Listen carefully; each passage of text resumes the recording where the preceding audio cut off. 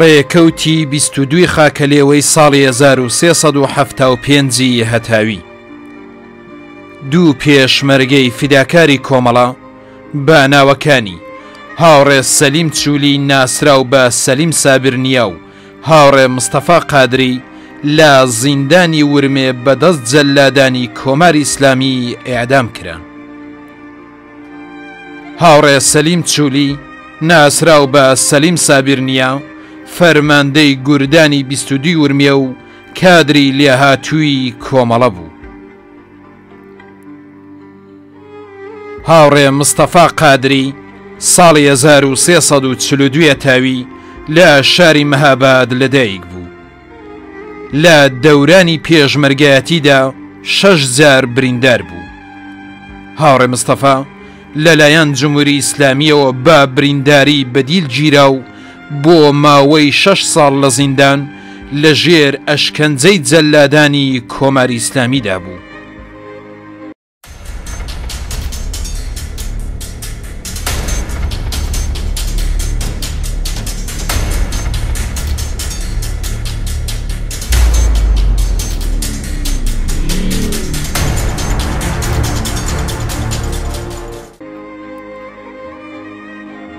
ڕێکەوتی 24 خاکەلێوەی ساڵی 1361 هەتاوی پێشمەرگەکانی کۆمەڵە لە بەرزایەکانی کانی سوور لە مەسیری بانە سەردەشت لەگەڵی هێزەکانی کۆماری ئیسلامی تووشی شەڕێکی قورس هاتن.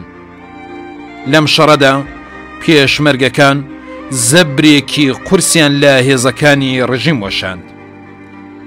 بەداخەوە لە جەریانی ئەم شەڕەدا 4 پێشمەرگەی فیداکاری کۆمەڵە بە ناوەکانی هاوڕێ محەممەد ڕەزا ڕەزایی، هاوڕێ شەریف سەید نژاد، هاوڕێ عەلی پالیزی و هاوڕێ شکڕوڵڵا عەبدوڵڵاهی گیانی ئازیزیان بەخت کرد. هاوڕێ شەریف سەید نژاد ساڵی 1342 تاوی لە بنەماڵەیەکی زەحمەتکێشی شاری سەردەشت لەدایک بوو. کۆتاییەکانی ساڵی 1360 تاوی هاتە ناو ڕیزی پێشمەرگەی کۆمەڵە. هاوڕێ شەریف بەرپرسی سەواداموزی ئەو هاوڕێیانە بوو کە سەوادیان نەبوو. بەهاری ساڵی 1361 تاوی لە دەستەی شەهید ئیبراهیم لە ناوچەی سەردەشت وەک پزیشکیاری ئەو دەستەیە سازماندرا. هاوڕێ شکڕوڵڵا عەبدوڵڵاهی ساڵی 1337 تاوی لە بنەماڵەیەکی دەستەنگی ئاوایی سیانا و سێر بە ناوچەی مەریوان لەدایک بوو. لە شۆڕشی ساڵی 1357 تاوی چالاکانە بەشداری کرد. ساڵی 1360 تاوی هاتە ناو ڕیزی پێشمەرگەی کۆمەڵە. هاوڕێ عەلی پالیزی ساڵی 1338 تاوی لە شاری سنا لەدایک بوو.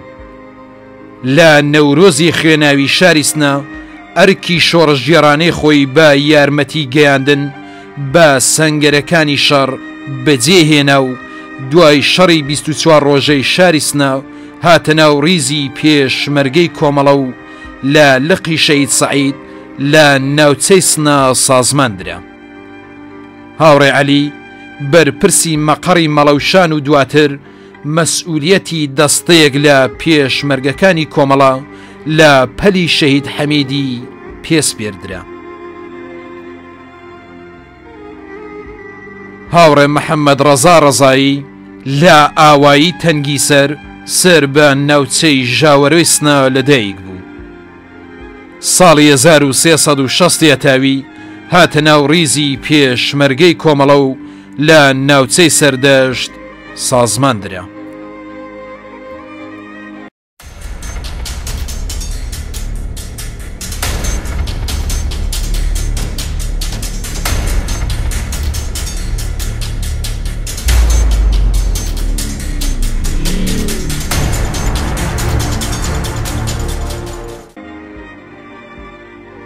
ڕێکەوتی 25 خاکەلێوەی ساڵی 1361 هەتاوی هێزەکانی کۆمەری ئیسلامی هێرشیان کردە سەر ئاوایەکانی چاوەرچین و قەرەکەند و دونگوز. هێرشی هێزەکانی ڕژیم لەگەڵ بەرەنگاری هێزی پێشمەرگەی کۆمەڵە لە هێزی پێشڕە و ڕووبەڕوو بووەوە. پێشمەرگەکانی کۆمەڵە لە ئاوایی چاوەرچین لەگەڵ هێزەکانی کۆماری ئیسلامی تووشی شەڕێکی قورس هاتن و سەنگەر بە سەنگەر پاشەکشەیان بە داگیرکەران کرد. لەم شەڕەدا دەیان کەس لە دوژمن کوژرا و چەند کەسیشیان لێ بەدیل گیرا.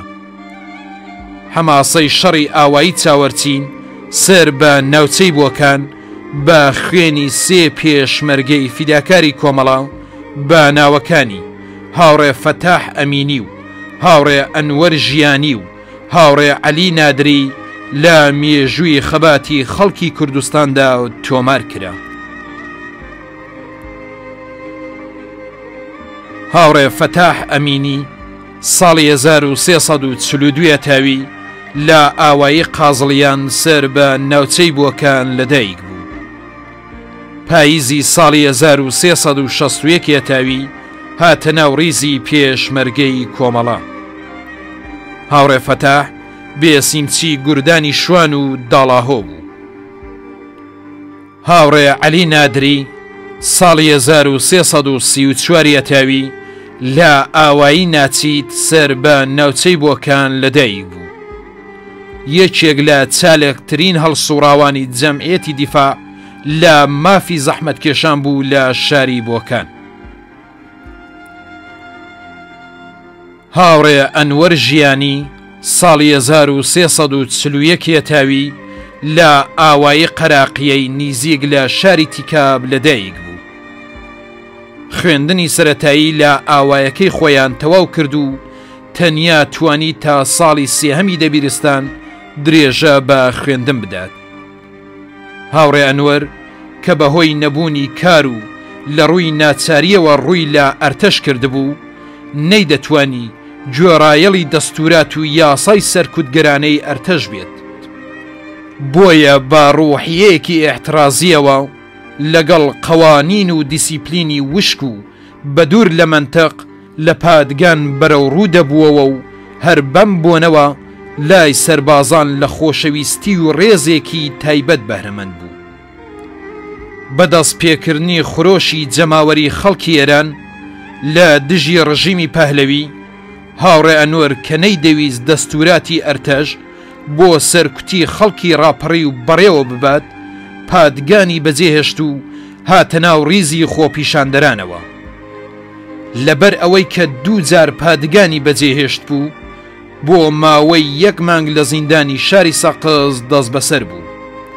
بە شوێن ئازادبوونی لە زیندان بە ڕیزی پێشمەرگەکانی کۆمەڵەوە پەیوەست بوو لای هێزی پێشڕە و سازماندرا.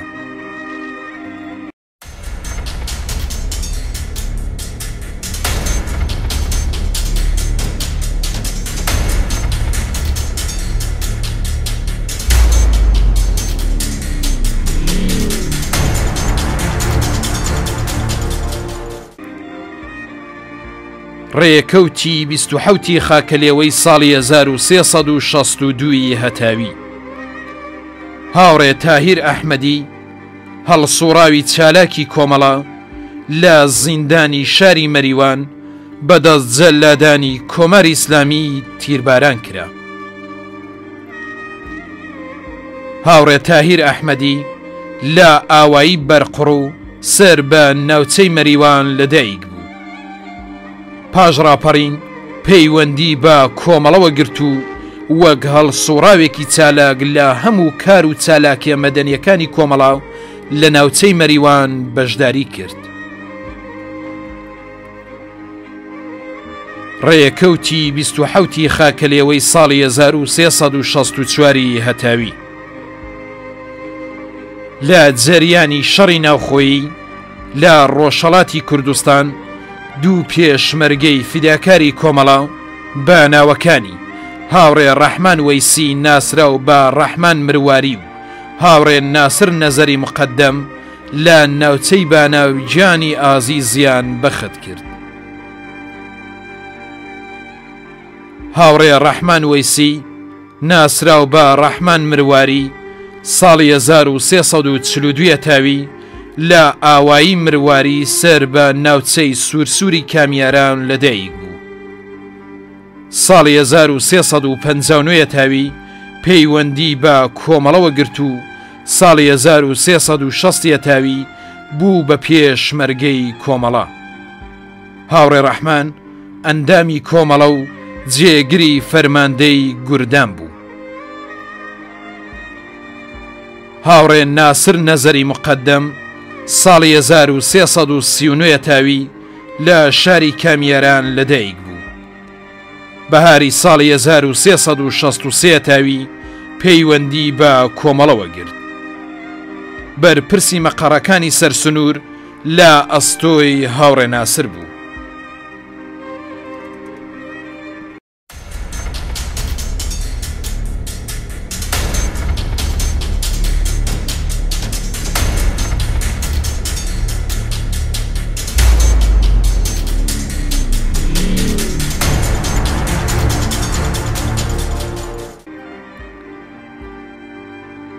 ڕێکەوتی 28 خاکەلێوەی ساڵی 1359 هەتاوی هێرشی دووهەمی هێزەکانی کۆماری ئیسلامی ئێران بۆ گرتنەوەی شارە ئازادکراوەکانی کوردستان دەستی پێکرد. ڕاوەستاوی پێشمەرگە و خەڵکی شۆڕژێری کوردستان لە بەرامبەر ئەم هێرشە لە مێژوودا بە بزوتنەوەی مقاومەتی دووەم ناسراوە. خەڵکی تێکۆشەری کوردستان هەر لە یەکەم ڕۆژەکانەوە بە کەڵک وەرگرتن لە ئەزمموی هێرشی یەکەم کە لە 28 گەلاوێژی ساڵی 1358 تاوی بە فەرمانی خومینی کرایە سەر کوردستان خۆیان بۆ بەرەنگاربوونەوە لەگەڵ ئەم هێرشە تەیار کرد. لە بەرەیەکی ئەم شەڕە پێشمەرگە و جەماوەری شاری سنا بە کەمترین چەک و تەقەمەنی لە بەرامبەر هەموو جۆرە چەکێکی هێزەکانی ڕژیم دەستیاندایە تۆمارکردنی حەماسەیەکی کەمیانە کە لە مێژوودا بە شەڕی خوێناوی 24 ڕۆژەی شاری سنا ناسراوە. لەو ماوەیەدا شاری سنە لە پادگانی شار و فڕۆکە جەنگیەکان و باشگای ئەفسەرانەوە کەوتە بەر تۆپباران و خۆمپارەبارانی هێزەکانی ڕژیم. لە جەریانی ئەم شەڕی ئەم 24 ڕۆژەی شاری سنا 28 پێشمەرگە و کادری کۆمەڵە گیانیان بەخت کرد کە بریتین لە هاوڕێیان شەمسەدین محەممەدی، تەیب ناسرزادە، ناسر محەممەدی، حەمید ئفتخاری، جەمشید منوچێهری ناسراو بە جەمشید پاوە، عەلی ئەحمەدزادە، قوتبەدین گوڵپەروەر، مەجید مەکتوبی، نادر ئەردەڵان نژاد، ڕەحیم محەممەد پەنا، عەتاوڵڵا محەممەدی، حەمید فەڕشچی، فواد عەرەب ناسراو بە ئەبوو شاهین، جەماڵ نەبەوی، عەلی شیعە، فەرەج عەبدی، حسین ڕەحیمی، فەڕۆخ ڕەشیدی، مەنسوور بێزاد مطلق، ئەحمەد عەباسی، بەهمەن قلیچیانی، شەمسەدین کەرباسچی، ئەمین ساعەت پەنا ناسراو بە ئەمینە سوور، سەیفوڵڵا کەریمی، نەسڕوڵڵا قودوسی، مەستورە شەهسەواری و بێهروز ئەردەڵان. لە شارەکانی دیکەی کوردستان وەک سەقز، بانا، مەریوان و دیواندەرەش هێزی پێشمەرگە و خەڵک بە خێرایی بەرەنگاری ئەم هێرشە بوونەوە و بۆ ماوەی یەکمان قارەمانانە لە بەرامبەر ئەم هێرشەی دڕندانە وەستانەوە. لە جەریانی هێرش بۆ سەر ئەم شارانش کۆمەڵێک پێشمەرگە و کادری کۆمەڵە گیانی ئازیزیان بەخت کرد کە بریتین لە بانا هاوڕێیان نەجمەدین ڕەحیمی، محێددین شەعبانی، عارف ئەسپەرناک، مستەفا فەلاحی، عومەر ئەحمەدی، عوسمان سەبوکبار، عارف ڕۆستەمپور، حەسەن محەممەدی، محەممەد گەڕووسی، ئەحمەد گەڕووسی، مەنسوور ئەحمەدی، ڕەحمان فەیزی، ماجید تاهری، عومەر حەسەنی، عوسمان باغبانی، سەلاح دەرەوڵی، لە سەقز هاوڕێیان عەلی تەشەکوری، حەسەن هورموزی، موحسین ڕەشیدی،